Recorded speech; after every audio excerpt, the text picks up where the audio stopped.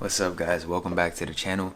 Today for this video we're going to talk about the 5 books that helped change my mindset, help me grow, help me tap into spirituality and create an abundance mindset. So today the 5 books I have in front of me are The Secret by Rhonda Byrne, Think and Grow Rich, Napoleon Hill, Paulo the Alchemist, Rejection Proof, Zhao Jing, and I believe George S.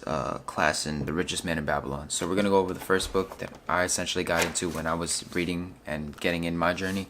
It's The Richest Man in Babylon. Off the top, this book automatically taught me how to save money. Like, I never even thought of the concept, saving 10% of what you earn, and you have to pay yourself first. Essentially living off of 90% of what you make, right?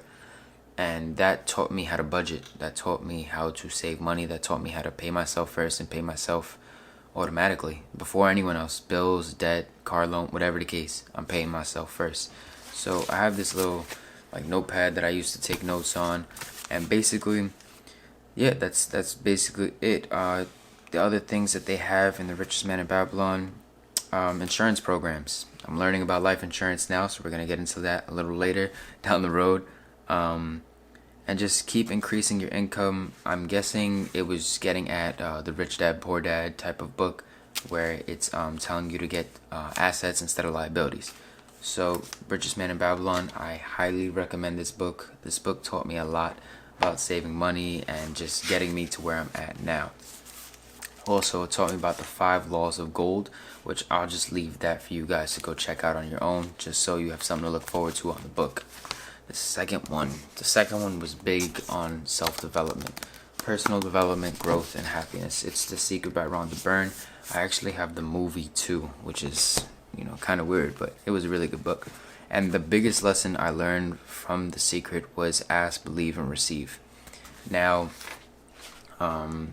normally when you hear ask, believe, and receive, out of those 3, the one that's going to be the hardest to adapt to is believing. And that's where meditation comes in and things along that line of learning how to see yourself in the future and feel what it's like. But also, when you're seeing yourself in the future, we have to act like it's the present. That way, it just brings that law of attraction to happen quicker, happen faster, and just happen in our favor. If we could see it, we can make it happen. So we're going to move on to the next book, Think and Grow Rich. Think and Grow Rich. There was a really good quote in this. I also listened to the audiobook. The audiobook was my go-to. A lot of businessmen talk about Think and Grow Rich. But there was a quote in there, I believe it was by Thomas Edison. And they were asking him, what are you going to do if this doesn't work? Or you've tried so many things. And he was like, I have to make this work because I failed at everything else. Which is basically telling you, go out, take action. Try to do as many things as you can. Basically, like Gary Vee said, try everything while you're young. And then eventually, there's going to be one that really sticks on you. And you're just going to go from there. That's exactly what you're going to do on that part. So I believe that quote really stuck out to me in that book. And that's also, you'll notice about these finance books, they also are very in tune with spirituality. So that's a good part about these books. And we are going to flip to... I'm trying to see if I wrote anything down about one of my favorite books. But I will throw in some little lesson about Rich Dad Poor Dad. It's not on this list, unfortunately, but a few lessons. The rich don't work for money. Teach financial literacy. Mind your own business. History of taxes. Rich invent money. And work to learn. Don't work for money. So I think that last one is definitely a go-to. Work to learn. Don't work for money. Learn as many trades as you can if you're in the financial situation of being able to work for free. In that case, basically an internship is basically what he was saying. Now I'm trying to see if I have anything on The Alchemist. Yes, I do. Basically, The Alchemist, the only thing that holds you back, and this is what I learned from The Alchemist, is fear.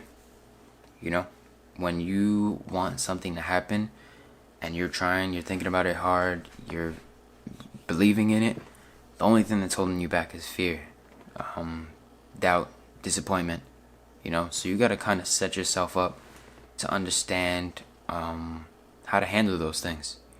Fear is the biggest one.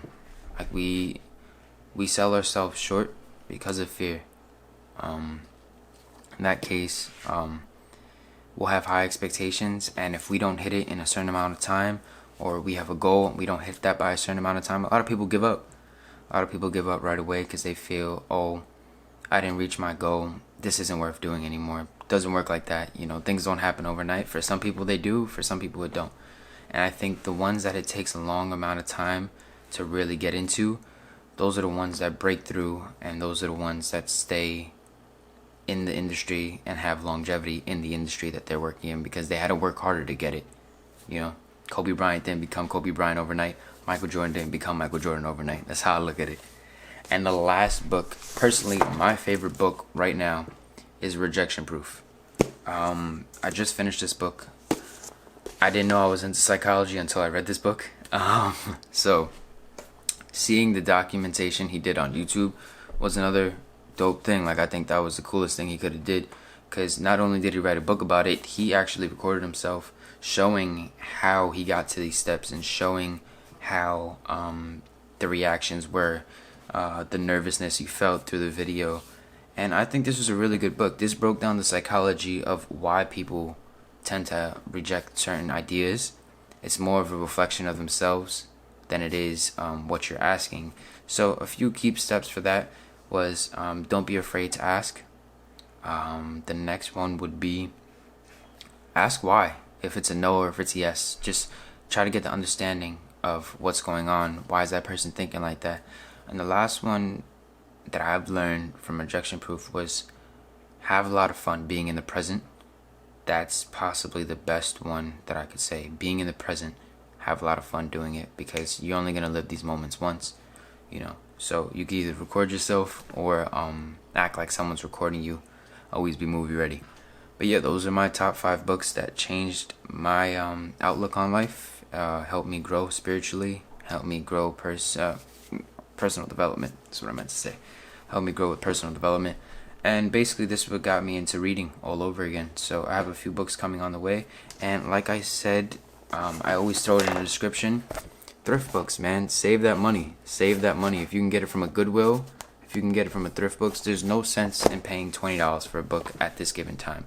Yeah, the book may be worth $20, but I'm going to pay $3 to $5. I'm not going to pay $20.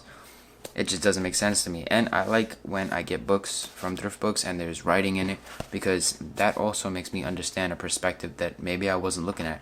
Or let's say the concept that I understood, the other person understood it differently. So I get to see my view on it and another person's view on it. But yeah, those are my top 5. Hopefully you guys can get these books. I always have a description of the books. Always have the books in my description. Sorry, that's what I meant to say. The books are in my description, so go check them out. If you like them, go get them. And yeah, see you on the next video.